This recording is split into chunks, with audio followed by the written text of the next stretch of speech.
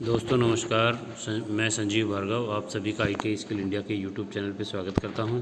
आज जो मेरा वीडियो है वो इलेक्ट्रीशियन ट्रेड से रिलेटेड है।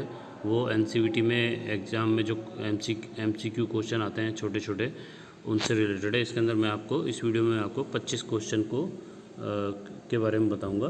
तो स्टार्ट करते हैं। पहला क्वेश्चन है, why the DC generator should run in clockwise direction only. DC generator की घड़ी की दिशा में ही क्यों चलना चाहिए? तो उत्तर है इसके अंदर B, protect the residual magnetism, अवशिष्ट चुंबकत्व की रक्षा करने के लिए। इसके बाद क्वेश्चन नंबर 2 है, what is the name of generator if it's field is connected in parallel with armature. Generator का नाम क्या है यदि इसका क्षेत्र आर्मेचर के समानांतर में जुड़ा हुआ है? इसमें पहला है शंट जनरेटर, दूसरा श्रेणी जनरेटर, तीसरा यौगिक जनरेटर और चौथा है स्वयं उत्तेजित जनरेटर यानी कि सेल्फ एक्साइटेड जनरेटर। इसमें फर्स्ट को अंग्रेजी में शंट जनरेटर, दूसरे को सीरीज जनरेटर और तीसरी को कंपाउंड जनरेटर कहते हैं। तो यहाँ पर इसका जो उत्तर है वो ए है, हमारा उत्तर होगा शंट जनरेटर। क्वेश्चन नंबर 3 है इसके अंदर, what is the purpose of pole face in DC generator. DC generator में पोल शू का उद्देश्य क्या है? रिड्यूस द एयर गैप को कम करना है। इंक्रीज द फील्ड स्ट्रेंथ, क्षेत्र की ताकत बढ़ाने के लिए है। तीसरा है मिनिमाइज द मैग्नेटिक लॉसेस, चुंबकीय हानियों को कम करता है। और चौथा है spread out flux uniform in the air gap में समान रूप से फ्लक्स को फैलाता है। तो उत्तर हो गया यहाँ पे हमारा डी। अगला क्वेश्चन है, what is the function of slip ring in the DC generator. DC generator में स्लिप रिंग का क्या कार्य है? पहला है मेंटेन कांस्टेंट वोल्टेज, निरंतर वोल्टेज बनाए रखना। दूसरा है कलेक्ट द करंट यूनिडायरेक्शनली, धारा को एक दिशा में एकत्र करता है। तीसरा है reduce the voltage drop at brush पर वोल्टेज ड्रॉप को कम करता है। और चौथा है increases the terminal voltage then rated, यानी कि रेटेड की तुलना में टर्मिनल वोल्टेज को बढ़ाता है। तो उत्तर इसके अंदर है हमारा बी। इन वीडियो को देख करके जो मैं इस तरह के जो हर ट्रेड के वीडियो बना रहा हूँ एग्ज़ाम से रिलेटेड, इसके अंदर आपको पता चलेगा कि किस तरह के क्वेश्चन हमारे एग्ज़ाम में आते हैं और किस तरह से हमको तैयारी करनी चाहिए अपनी किताब में से क्वेश्चन बनाने के अंदर। अगला क्वेश्चन है, why the terminal voltage decrease if load increase in DC shunt generator. DC shunt generator में लोड बढ़ने पर टर्मिनल वोल्टेज कम क्यों हो जाता है? तो पहला है इसके अंदर because of armature reaction effect, armature प्रतिक्रिया प्रभाव के कारण। दूसरा है due to increase in armature resistance, armature प्रतिरोध में वृद्धि के कारण। तीसरा है because of brush voltage drop decreases, brush voltage की वजह से गिरावट कम हो जाती है। और चौथा है due to increase in shunt field induction, shunt field प्रेरकत्व में वृद्धि के कारण। तो उत्तर है इसके अंदर हमारा ए। इसके बाद अगला क्वेश्चन है, विच type of DC generator is use for long distance distribution line. लंबी दूरी के वितरण लाइनों के लिए किस प्रकार के DC जनरेटर का उपयोग किया जाता है? इसमें पहला है शंट जनरेटर, दूसरा है सीरीज जनरेटर, तीसरा है डिफरेंशियल कंपाउंड जनरेटर और चौथा है इसके अंदर कम्युलेटिव कंपाउंड जनरेटर। आप लोगों को हिंदी के शब्दों के साथ में अंग्रेजी के शब्द भी याद रखने चाहिए, क्योंकि अंग्रेजी के शब्द को टेक्निकल लैंग्वेज में या टेक्निकल एजुकेशन में अच्छी तरह से याद किया जा सकता है। हिंदी के जो वर्ड होते हैं वो ज़्यादा कठिन होते हैं, इसलिए मैं कोशिश करता हूँ कि अंग्रेजी के शब्द ज़रूर आपको बोलूँ जिससे कि वो आपके दिमाग में भी रहें। तो यहाँ पे जो हमारा उत्तर है वो है डी, कम्युलेटिव कंपाउंड जनरेटर, संचयी यौगिक जनरेटर। इसके बाद अगला क्वेश्चन है, what is the purpose of compensating window in DC generator. DC generator में कंपनसेटिंग वाइंडिंग का उद्देश्य क्या है? पहला है मिनिमाइज रॉन्ग कम्युनिकेशन, कठोर कम्युनिकेशन कम करता है। मेंटेन कांस्टेंट आउटपुट वोल्टेज, नियत आउटपुट वोल्टेज बनाए रखता है। न्यूट्रलाइज द मैग्नेटाइज इफेक्ट, विचुंबकीयकरण प्रभाव को बेअसर कर देता है। और चौथा है इसके अंदर decrease the excitation current of field coil, क्षेत्र कुंडली की उत्तेजक धारा को घटाता है? तो उत्तर है हमारा C, neutralize the demagnetizing effect. अगला सवाल है, calculate the induct EMF of 4 pole dynamo having 1000 RPM, lap wound and total number of conductor is 600, the flux per pole is 0.064 web. 4 pole dynamo के प्रेरित ईएमएफ की गणना करो जबकि 1000 RPM, lap winding और कंडक्टरों की संख्या 600 है और फ्लक्स पर पोल जो है 0.64 वेब है, WV है। तो यहाँ उत्तर हमारा ए है 160 वोल्ट, दूसरा 320 वोल्ट, तीसरा 480 वोल्ट और चौथा 640 वोल्ट। तो उत्तर है हमारे यहाँ पे 640 वोल्ट। अगला सवाल, what is the cause for heavy sparking in brushes of DC generator? DC generator के बुश में भारी स्पार्किंग का क्या कारण होता है? शॉर्ट सर्किट इन फील्ड, यानी कि फील्ड वाइंडिंग में शॉर्ट सर्किट होना, short circuit in armature winding में शॉर्ट सर्किट होना, MNA या GNA पोजीशन चेंज की गई हो, चेंज यानी कि NM और GNA स्थिति को बदल दी गई हो, और चौथा है too much spring tension eight Bush, यानी कि बुश के रूप में बहुत अधिक स्प्रिंग का तनाव हो। तो उत्तर है यहाँ पे सी,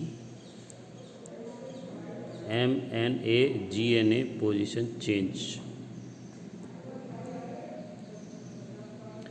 क्वेश्चन नंबर 10 है, how many parallel path in duplex lap winding in the armature of 4 pole DC generator? 4 pole DC motor के आर्मेचर में डुप्लेक्स लैप वाइंडिंग के कितने समानांतर रास्ते हैं? तो इसमें है 2, 4, 6 और 8। तो उत्तर है ए, 2। अगला सवाल है, which rule determines the direction of current in DC motor? DC motor में करंट की दिशा किस नियत से निर्धारित होती है? पहला है राइट हैंड ग्रिप रूल, दाहिना हाथ पकड़ नियम, दूसरा है राइट हैंड पाम रूल, दाहिने हाथ की हथेली का नियम, तीसरा है Fleming left hand rule, Fleming के बाएं हाथ का नियम, और चौथा है Fleming right hand rule, Fleming के दाएं हाथ का नियम। तो इसके अंदर है डी, फ्लेमिंग के राइट हैंड का rule.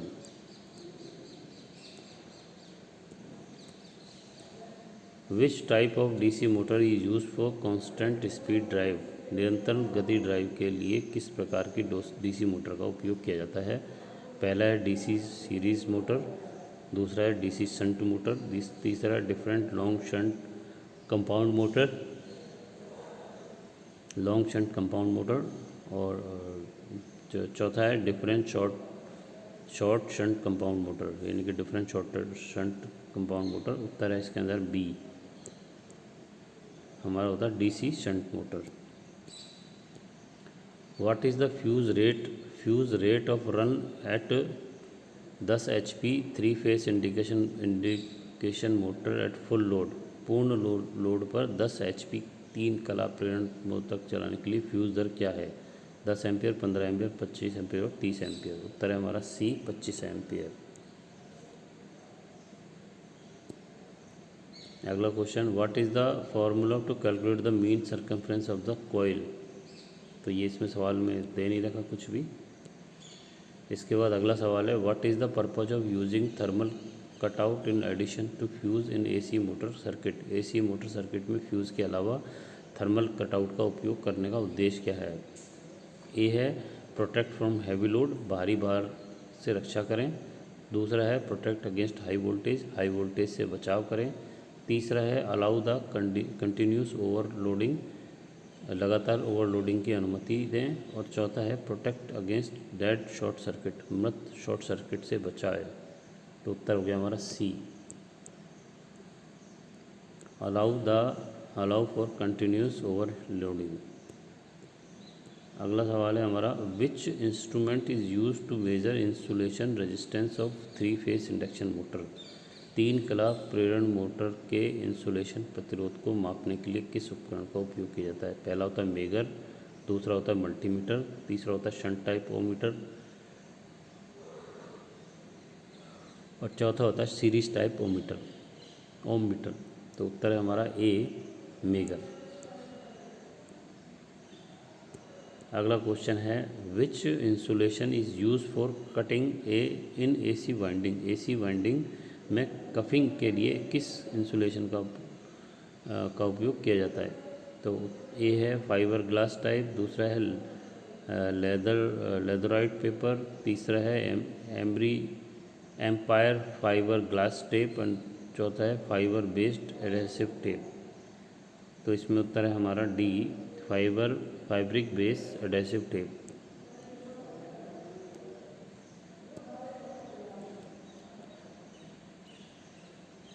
Which method of speed control is only applicable for three phase spring induction motor. गति नियंत्रण की कौन सी विधि केवल 3 कला की स्प्रिंग रिंग इंडक्शन मोटर के लिए आरोपित है। इसमें पहला है कैस्केड ऑपरेशन मेथड, यानी कि कैस्केड संचालन विधि। दूसरा है rotor rheostat speed control, rotor rheostat गति नियंत्रण। जो तीसरा है changing the applied frequency method, आरोपित आवृत्ति विधि को बदलना। और चौथा है changing the number of starter pole method, यानी कि स्टेटर ध्रुव विधि की संख्या को बदलना। उत्तर है B, rotor rheostat speed control. इसके बाद है why external resistance is included in the rotor circuit at start through three phase slip ring induction motor starter.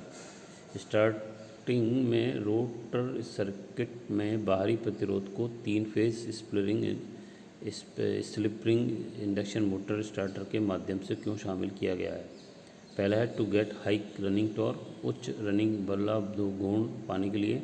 To get high starting torque, उच्च प्रारंभिक बल गुण प्राप्त करने के लिए। To reduce the load current को कम करने के लिए।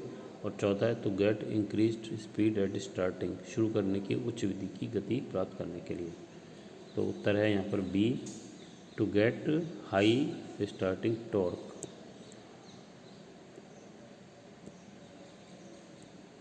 अगला सवाल है which single phase motor is fitted with wound rotor. Wound rotor के साथ कौन सी एकल कला मोटर फिट की जाती है। तो है repulsion motor, shaded pole motor, permanent capacitor motor, capacitor start capacitor run motor. तो उत्तर है repulsion motor. How many the direction of rotation of the capacitor start induction run motor is reverse. Capacitor start induction run motor के रोटेशन की दिशा कैसे उलट जाती है।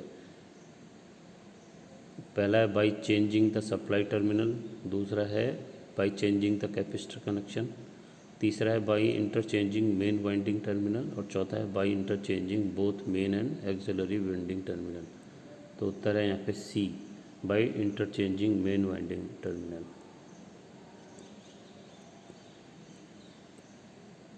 विच type of motor has relatively small starting torque. किस प्रकार की मोटर में अपेक्षाकृत कम टॉर्क होता है। ए यूनिवर्सल मोटर में, दूसरा है capacitor start capacitor run motor, तीसरी है capacitor star induction run motor और चौथी है resistance star induction run motor. तो उत्तर है हमारा D, resistance start induction run motor. अगला सवाल है which where the capacitor is connected in a single phase permanent capacitor motor. संधारित्र को एकल कला स्थायी संधारित्र मोटर में कहाँ जोड़ा जाता है। पहला in series with starting winding में, in series with running winding में, in parallel with starting winding में और चौथा है in parallel with running winding में। तो उत्तर है A, in series with starting winding में। अगला क्वेश्चन है why a capacitor is connected across centrifugal switch in the centrifugal switch speed control method. क्यों एक संधारित्र अपकेंद्रीय स्विच गति नियंत्रण विधि में अपकेंद्रीय स्विच से जुड़ा हुआ है। टू मेंटेन कांस्टेंट स्पीड के लिए, टू प्रोटेक्ट फ्रॉम ओवरलोडिंग के लिए, to improve the power factor के लिए और to reduce the spark and contacts में के लिए। तो उत्तर है यहाँ पे D, to reduce to reduce the spark in contacts. अब लास्ट क्वेश्चन है, calculate the speed of a alternator having 2 pole at a frequency of 50 hertz. 50 hertz की आवृत्ति पर 2 ध्रुव वाले एक ऑल्टरनेटर की गति की गणना करें। 1500 आरपीएम, 2500 आरपीएम, 3000 आरपीएम और 6000 आरपीएम। उत्तर हमारा है यहाँ पे सी, 3000 आरपीएम। तो यहाँ पर ये वीडियो समाप्त हो रहा है। इसी तरह के मैं और भी बहुत सारी ट्रेडों के लिए थ्योरी के, कैलकुलेशन के, एम्प्लॉयबिलिटी स्किल के, जो निमी टाइप के पेपर हैं उनके ऊपर वीडियो लेके आऊँगा। तो अगर आपको मेरा ये वीडियो अच्छा लगा तो आप अपने साथियों को, ITI के दोस्तों को बताएं, जिससे कि वो मेरे चैनल पे आकर इस तरह के वीडियो को देख सकते हैं। और अगर आप तो मेरे चैनल पे पहली बार आए तो सब्सक्राइब करके बेल आइकन को क्लिक करें, जिससे कि आने वाले समय में जो भी मैं वीडियो बनाऊंगा वो आपको टाइम टू टाइम मिलते रहेंगे। आज के लिए इतना ही। नमस्कार, धन्यवाद, जय हिंद, जय भारत।